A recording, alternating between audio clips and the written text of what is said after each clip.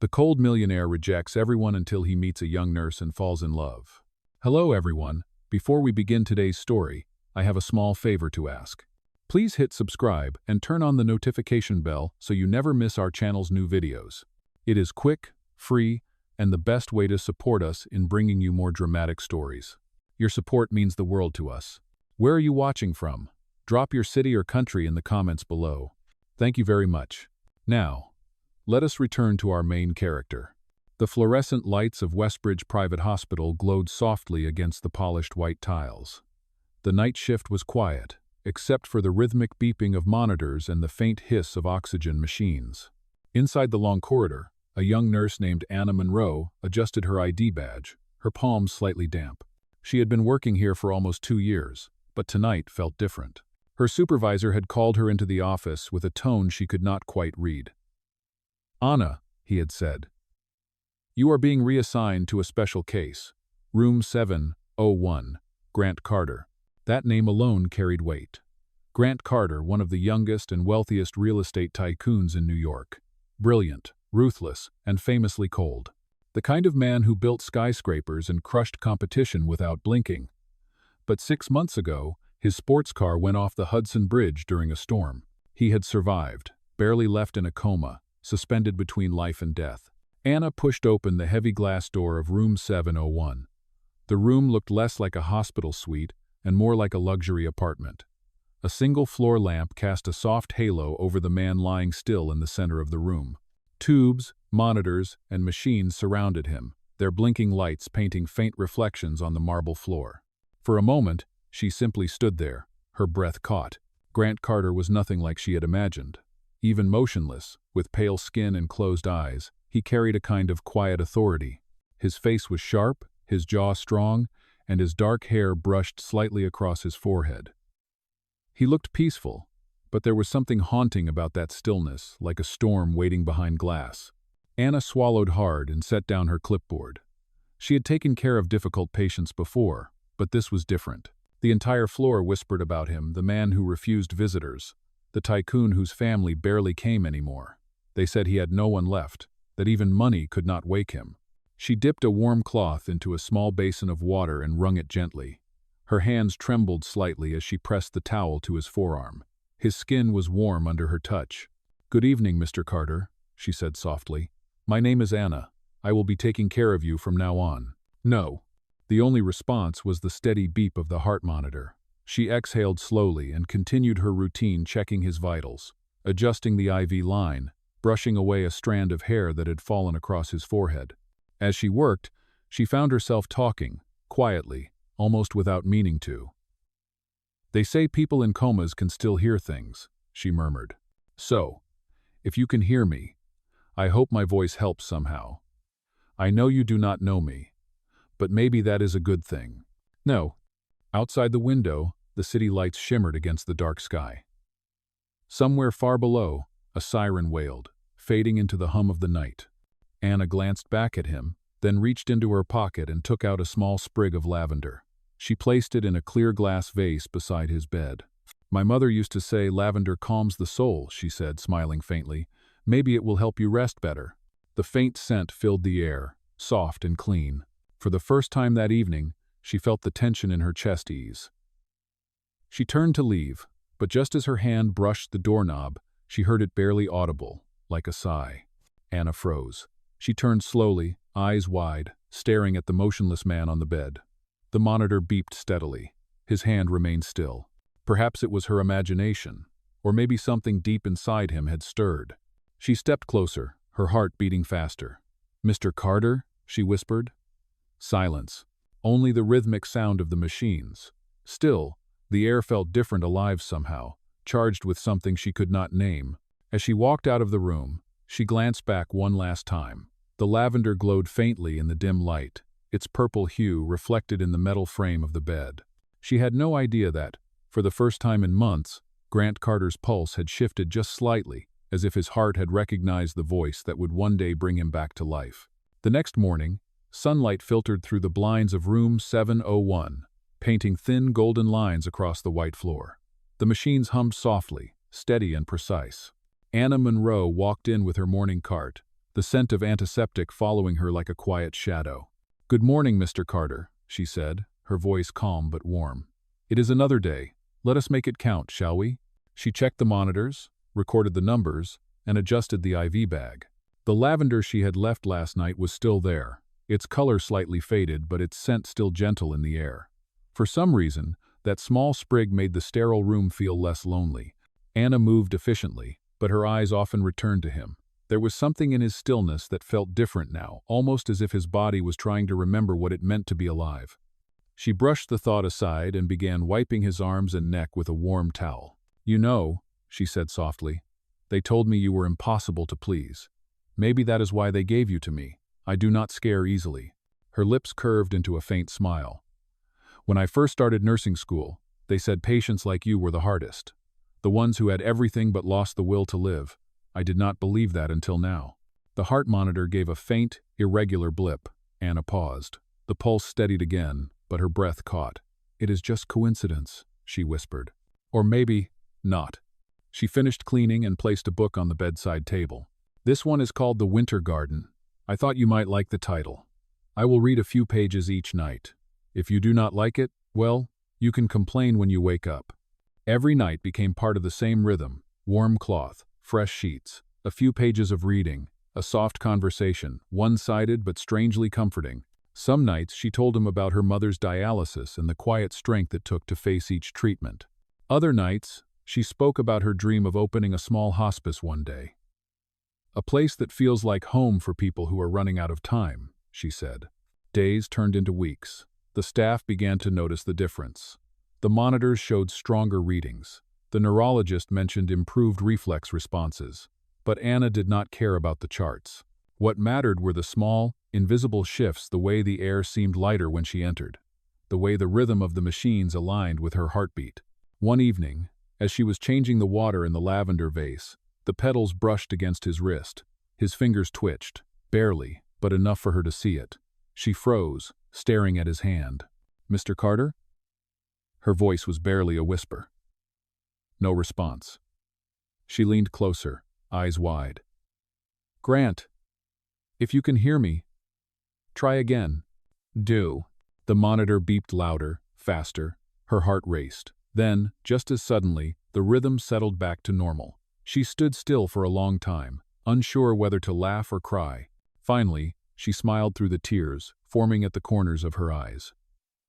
"All right," she said softly. "I will take that as a yes."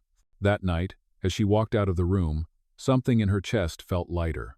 She had spent months believing her words vanished into silence. But maybe, just maybe, they had been finding their way to him all along. Behind her, Grant Carter's eyelids flickered for half a second. The faintest trace of life stirred beneath the calm mask of the machines. The lavender swayed gently in the air-conditioning draft, releasing its scent like a promise. Night settled quietly over Westbridge Private Hospital. Outside, rain tapped against the tall windows, filling the hallways with a soft, steady rhythm. Inside room 701, the glow from the monitors painted gentle pulses of blue across the walls. Anna Monroe sat beside the bed, her reading voice calm, steady, and familiar. And in that frozen garden, she read, "The first flower bloomed because someone refused to give up." She looked up from the page. "Sounds like you, does it not, Mr. Carter? Everyone says you were a man who never gave up." "Duh." The man in the bed did not move, but something had changed in the air. Anna had learned to sense it, the faint shift between silence and awareness. She turned another page and continued reading, unaware that behind those closed eyes, somewhere deep in the fog of unconsciousness, a memory had begun to flicker. Grant Carter saw flashes, headlights, rain, the sound of brakes screeching, then darkness, and then her voice. Soft, steady, pulling him back from the void. The heart monitor jumped. A quick pulse, then steady again. Anna looked up sharply, her breath caught. "Grant?" she whispered, the name escaping before she realized she had said it aloud. His hand moved, just slightly, the fingers curling as if reaching for something unseen. Anna gasped and pressed the call button. "Dr. Harris," she said quickly into the speaker. "He moved. I think he moved." Moments later, Dr. Harris rushed in, followed by a nurse and a technician. "Show me," he said. Anna pointed, trembling. his hand. It moved when I said his name. The doctor checked the monitors, then leaned over the patient. "Mr. Carter, if you can hear me, try to squeeze my hand." For a moment, there was nothing. Then, slowly, the faintest pressure, weak but unmistakable. "Good," Dr. Harris said, voice steady but urgent. "We have response. Begin full neurological protocol." Anna stood back, watching in awe as the room filled with motion. Machines beeped faster, staff moved with precision, and for the first time in months, the man once called the Cold Millionaire was no longer silent. Hours later, when the flurry of tests subsided and the doctors left, Anna sat again beside the bed. The lavender still stood by the window, its purple petals trembling in the air. She took a deep breath, her hands clasped together. "You did it," she whispered. "You came back." Then, barely audible, a voice rasped through the quiet. "Your voice." Anna froze. Her eyes widened as she turned toward him. His lips had moved. The words were broken, raw, but real. "Mr. Carter?" she said, leaning closer. His eyes fluttered open for the first time, pale blue, dazed but alive. They met hers. "I heard you," he whispered, his voice a fragile thread. "Every night." Tears welled in her eyes. She smiled, shaking her head in disbelief. "Then you were listening after all?" He tried to smile, weakly. "Lavender. It smells like peace." His eyes closed again, exhaustion pulling him back into rest. But his hand, still trembling, found hers and held it lightly. Anna sat there in silence, her heart pounding. Outside, the rain slowed, replaced by the soft hum of the city waking under the nightlights. For the first time since she had taken the assignment, the room no longer felt like a place of endings.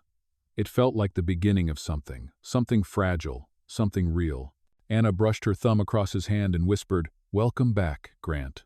The lavender on the windowsill caught the moonlight, glowing faintly as if it, too, was breathing again. Morning sunlight filtered through the half-drawn blinds of room 701. The air felt warmer now, touched by quiet hope. The news of Grant Carter's awakening had already spread through the hospital like wildfire. But to Anna Monroe, it did not feel like a headline. It felt like a promise kept. She entered with a tray of breakfast, clear broth, oatmeal, and a cup of water with a straw. Grant was awake, leaning weakly against the pillows, his eyes open but still dazed. The tubes had been reduced, and the machines now hummed with a softer rhythm. When he turned his head, the faintest shadow of a smile crossed his face. "You came back," Anna said, her voice steady but gentle. "So it seems," he whispered, his throat rough. "You are the nurse who talks too much." Anna laughed quietly. "I take that as a compliment. Now, let us see if you can handle a spoonful." She lifted the spoon toward him. His hand twitched, trying to help, but the muscles trembled and refused to cooperate. Anna steadied his wrist. "Slowly. You have been asleep for months. Let your body remember." He swallowed with effort, closing his eyes for a moment. "Months?" "Almost 6, she said softly. "You survived something no one thought you would." Grant let the words settle. The world beyond the hospital felt distant, almost unreal. "Why are you still here?" he asked after a long pause. "Most people would have given up," Anna shrugged lightly. "Because I do not quit on people who can still fight. And because someone has to believe, even when you cannot." Something in her tone silenced him. He studied her face, the calm strength behind her tired eyes. She looked ordinary in her scrubs, hair tied back, no makeup, but there was a warmth in her that his world had forgotten long ago. Over the following days, therapy sessions began. Anna stayed close, helping him relearn simple things, gripping a cup, taking a few unsteady steps. His frustration often flared, but she met every outburst with the same quiet patience. One afternoon, as sunlight poured into the room, Grant reached for the lavender vase on the table. "You kept this?" he asked. Anna nodded. "You liked the smell, remember?" He lifted it carefully, his hand still shaking. "It was the first thing I noticed when I heard your voice," he said. "It reminded me of calm." Anna smiled. "Then let it remind you that you are still human, not just a headline or a company name." He looked at her, something unspoken flickering in his eyes. "You talk as if you know me." "I know enough," she replied softly. "Enough to see that you have been carrying something heavier than any accident." Grant's gaze drifted toward the window, where the skyline stretched far beyond the glass. "Maybe I have," he admitted. But I do not remember much, just flashes, rain, breaks, darkness. Anna hesitated. Then start with what you can control. Healing is not about remembering everything. It is about choosing what to hold on to when you finally wake up. Look, he turned back to her, the corner of his mouth lifting slightly. You really do talk too much. And you finally answer, she said, smiling. Progress. The two shared a small laugh, and for the first time since the crash, Grant Carter's eyes softened. The machines around them continued their quiet rhythm, steady and sure, like a heartbeat finding its way back to life. Outside the window, the lavender swayed in the morning breeze, its scent carrying across the room a reminder that even the coldest hearts could begin to heal, one breath at a time. 2 weeks passed, and room 701 no longer felt like a chamber of silence. The machines still hummed, but now they followed the rhythm of recovery. Grant Carter had begun sitting up on his own, though his movements were slow and cautious. His strength returned piece by piece, like sunlight breaking through clouds.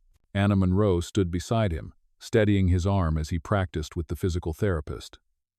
One more step, she encouraged. You can do this.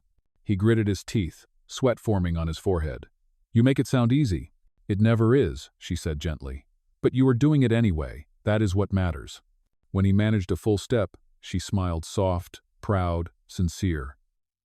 It caught him off guard. He had been surrounded by admiration all his life. But never that kind of admiration, not the kind that asked for nothing in return. After the therapist left, Grant sat by the window while Anna changed his linens. The view overlooked the city skyline, the same towers that bore his name. Yet, for the first time, they looked distant. Do you ever wonder, he said suddenly, if people only see what they want to see? Anna glanced over. All the time, especially in hospitals. Some see pain, others see hope. Depends on what they bring with them. Grant looked thoughtful. Before the accident, I saw numbers, profit margins, deals. I built everything on control. Now I cannot even hold a spoon without shaking. You are not your control, she said, folding the sheets neatly. You are your choices, and you are choosing to try again. That is more powerful than any skyscraper. He studied her, the words settling deep. You believe that? I have to, she said simply. If I stop believing in people, I stop being a nurse. There was a pause, quiet but meaningful. Grant leaned back, exhaling slowly.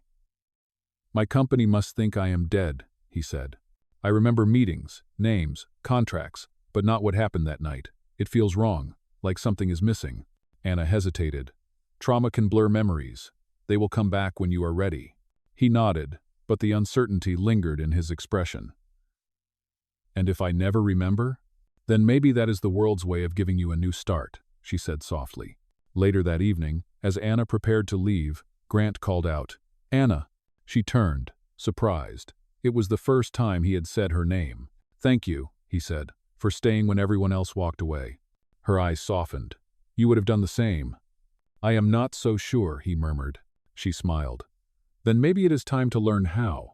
When the door closed behind her, Grant stared at the lavender vase by his bed. Its scent was faint now, but comforting. He reached out and touched the glass, his reflection wavering beside the purple bloom. In that quiet moment, he realized that his world had been rebuilt, not with steel and glass, but with something fragile and human. Outside, night fell over the city. The towers still carried his name, but inside that hospital room, a different legacy had begun, a man relearning how to live, guided by the voice that had once pulled him out of darkness. And for the first time, Grant Carter closed his eyes not to escape the world, but to rest in it. Another week passed, and the hospital felt brighter than before. Grant Carter could now walk short distances with a cane, though he still moved carefully. The color had returned to his face, and the cold, distant look that once defined him was slowly fading. Yet, beneath the calm surface, something unsettled lingered, a whisper of a memory that refused to stay buried. One afternoon, while Anna Monroe checked his vitals, Grant broke the silence. Anna, he said, his voice quiet but firm, I need to ask you something. She looked up from her clipboard. Of course. What is it? The night of the accident, he began, choosing each word carefully. The police said it was due to brake failure, but that does not make sense. My car was new. I had it serviced the same week. Anna hesitated. You should focus on healing right now. The rest can wait. No, He shook his head. Healing does not mean pretending nothing happened. Someone tampered with that car. I can feel it. She studied his face, the sharp intelligence behind his eyes returning piece by piece. He was no longer the broken man in the bed. He was the CEO again, the one who built empires from logic and instinct. "Do you have any family?" she asked carefully. "My half-brother, Nathan," he said. "He handled most of the business after my accident, but we have not spoken since." "Oh," Anna noted the shift in his tone, something hard, wary. "Do you trust him?" Grant's jaw tightened. "I used to." Later that evening, after he had fallen asleep, Anna sat in the staff lounge, the thought gnawing at her. She remembered the scars on his arm, the ones that did not match the report. Something about the pattern had bothered her from the start. Curiosity tugged at her conscience. She opened the hospital database and reviewed the official report. The photographs showed inconsistencies. The damage to the car's front end was different from what was described. She frowned. Why would someone lie about that? She whispered to herself.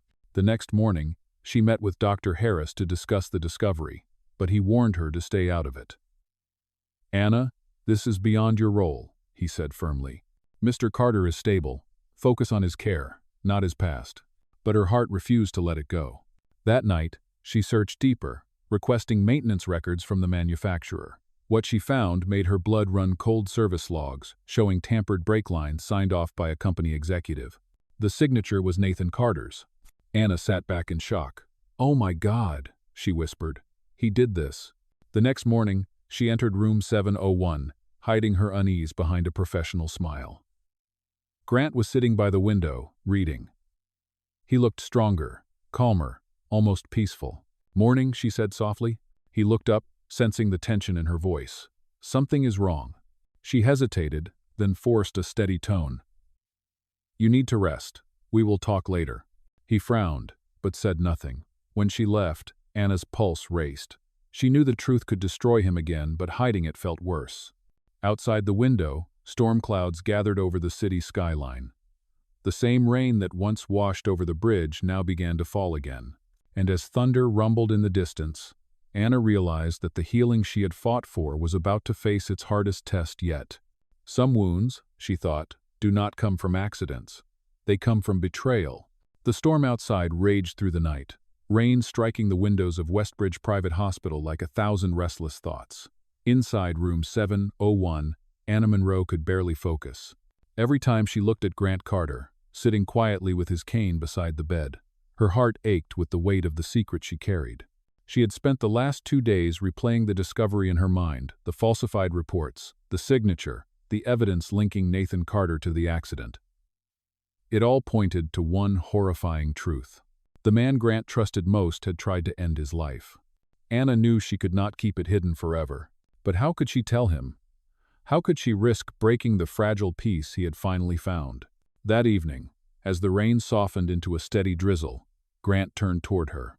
"You are quiet today," he said, studying her face. "Did something happen?" She hesitated, her hands tightening around the clipboard. "Grant, there is something you should know," she began. "Something about your accident." His expression hardened. "What about it?" She drew a shaky breath.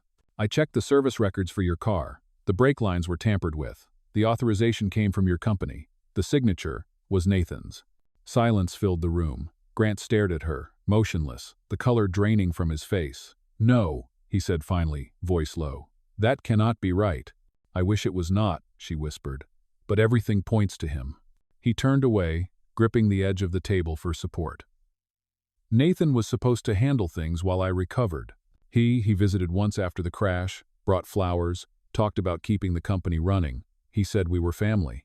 Anna stepped closer, her voice steady but soft. "Sometimes the ones closest to us hide the deepest shadows." Grant closed his eyes, his jaw trembling with anger. "He tried to kill me for control," he said. "The board would have signed everything over if I had died." "You need to tell the police," Anna said quickly. "You have evidence. You are not alone in this." He looked at her, eyes burning with both pain and disbelief. "Why would you risk everything to find this? You could lose your job." "Because truth matters," she said simply. "And because you deserve to live, not just survive." Grant exhaled slowly, his anger settling into something colder, more resolved. "Then we will face it, together.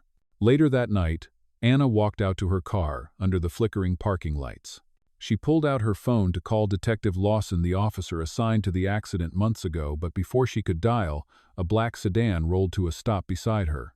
The window lowered just enough for her to see a familiar face, Nathan Carter. His smile was sharp, practiced. "You have been busy, Nurse Monroe," he said quietly. "Digging where you should not." Anna froze, the rain dripping from her coat. "You tried to kill him," she said, voice trembling. Nathan's smile vanished. "Be careful. Accidents happen all the time around here." The window rose, and the car pulled away into the dark, leaving her heart pounding in her chest. When she returned to Grant's room, her face was pale. He looked up immediately. "What happened?" Anna met his eyes, voice barely a whisper. "He knows." Grant's expression turned to steel. "Then we move now, before he does." Outside, thunder rolled again, shaking the glass. The storm had returned, but this time, neither of them planned to run from it. They were ready to face whatever truth waited at its center. The next morning, the hospital felt unnaturally still. The storm had passed, but the air carried a heaviness that would not lift. Grant Carter sat by the window, fully dressed for the first time in months. A charcoal suit replaced the hospital gown, and a faint determination replaced the weakness in his face. His recovery had reached its turning point, and so had everything else. Anna Monroe entered the room, holding a file. "Detective Lawson is waiting downstairs," she said quietly. "I told him everything. He wants your statement." Grant nodded slowly. "Then it is time to end this." The elevator ride to the main lobby felt endless. Every floor that passed brought him closer to the confrontation he had avoided all his life. As the doors opened, the scent of rain and disinfectant mixed in the air. Nathan Carter stood at the far end of the hallway, flanked by two men in suits. His smile was rehearsed, his confidence unshaken. "Well, look who is walking again," Nathan said, his tone mocking. "Miracles do happen." Grant's cane tapped against the marble floor as he approached. "I trusted you," he said, his voice calm but sharp. "You handled my company, my life, everything, and all along, you were waiting for me to die." Nathan chuckled. "You cannot prove that." Anna stepped forward and handed the file to Detective Lawson. "Actually, he can," she said firmly. "Signed service records, falsified insurance claims, and financial transfers made days before the crash. All traced back to you." Nathan's smirk faltered. "You think this will stick? You have no idea how this world works." Grant's eyes were cold now, steady. "No, Nathan, you are the one who never learned. Power without conscience always collapses." Detective Lawson nodded to his team. "Nathan Carter, you are under arrest for attempted murder and corporate fraud." 0. The hallway filled with movement as officers stepped forward. Nathan struggled, shouting, "You think you have won, Grant? You will fall just like me." Grant did not flinch. "No," he said quietly, "I already fell, and I stood back up." When the officers led Nathan away, the sound of his footsteps faded into silence. Anna turned to Grant, her heart still racing. "It is over," she said softly. Grant looked at her, the tension in his shoulders easing. "No," he replied, his voice gentler now. "It is just beginning." Later that afternoon, they returned to room 701 one last time. The machines had been unplugged, the walls stripped bare. Only the lavender vase remained by the window. Anna reached for it, brushing her fingers over the petals. "You should keep this," she said. "It belongs to your new life." Grant took the vase carefully, his hand steady for the first time. "It belongs to both of us," he said. She smiled faintly. "You are free now. What will you do?" He looked out the window, where the city glowed under the sunlight breaking through clouds. "I think I will start with something small," he said. "A place that helps people heal. Somewhere quiet, maybe with lavender in every room." Anna's eyes softened. "That sounds perfect." As they stood together in the quiet room, the scent of lavender drifted through the air once more. The man who once ruled skyscrapers now understood what truly mattered, and the woman who had nursed him back to life had found something just as precious, proof that kindness could change destiny. For the first time in years, Grant Carter felt whole. And as the city moved on outside, the silence in room 701 no longer felt empty. It felt like peace. 6 months later, spring returned to New York. The city had traded its gray skies for sunlight, and in the heart of Manhattan, a new sign was being placed above a glass doorway. It read, Lavender Haven, a Healing Center, by Grant Carter. Inside, the air smelled faintly of lavender and clean linen. Patients moved quietly through the halls, guided by nurses who smiled the way Anna Monroe once did when she first walked into room 701. And near the main garden, where a small fountain rippled softly, Grant stood beside her, watching the first visitors arrive. He had traded his suits for something simpler, a light shirt, rolled sleeves, and an easy calm that came from living rather than surviving. The cane was gone. The scars on his arm had faded. The man who once hid behind numbers and glass towers now greeted every person who walked through the door. Anna turned to him, holding a clipboard. "You did it," she said. "You really built it." He smiled faintly. "We built it," he corrected. "I just followed your example." She shook her head with a laugh. "All I did was believe in you." "That was enough," he said quietly. They walked together through the garden, where the first lavender blooms of the season swayed in the breeze.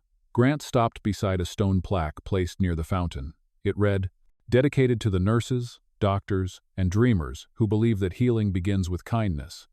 Anna traced the inscription with her fingers. "It is beautiful," she whispered. Grant looked at her, his eyes soft. "You once told me healing is not about remembering everything. It is about choosing what to hold on to. I chose this." He reached into his jacket pocket and took out a small glass pendant, the same lavender sprig she had placed by his bed months ago, now pressed and sealed forever. "I kept it," he said. "It reminded me that even in darkness, someone cared enough to leave a light." Anna's eyes shimmered with quiet emotion. "You really are sentimental for a man who used to reject everyone," he laughed softly. "Only because someone taught me that letting people in is not weakness, it is survival." The laughter faded into a comfortable silence. The air was warm, filled with the sound of birds and the faint murmur of water. For a long moment, neither of them spoke. Then Grant took her hand, his voice low and steady. "Anna, you gave me my life back. But somewhere along the way, you also became my life. So if you will let me, I would like to spend the rest of it proving that." Her breath caught. "Grant." He smiled gently. "I am not asking for perfection. Just partnership. Just honesty. Just us." Anna looked at him, her heart full. "Yes," she said softly. 1,000 times yes." Oh, the garden lights flickered on as dusk fell, and the scent of lavender thickened in the cool evening air. They stood together, hand in hand, while the city glowed in the distance, two souls once broken, now whole again. Somewhere beyond the walls of Lavender Haven, life continued with its noise and chaos. But here, in this quiet corner of the world, love had taken root where pain once lived. Grant glanced toward the horizon, the faintest smile on his lips. "Funny," he said. "For a man who used to own skyscrapers, the only thing that ever felt like home was a hospital room and a nurse who refused to give up." Anna squeezed his hand. "Home is not a place, Grant. It is a person." And as the night deepened, the sound of laughter and wind mixed with the sweet scent of lavender proof that healing was not only possible, but beautiful.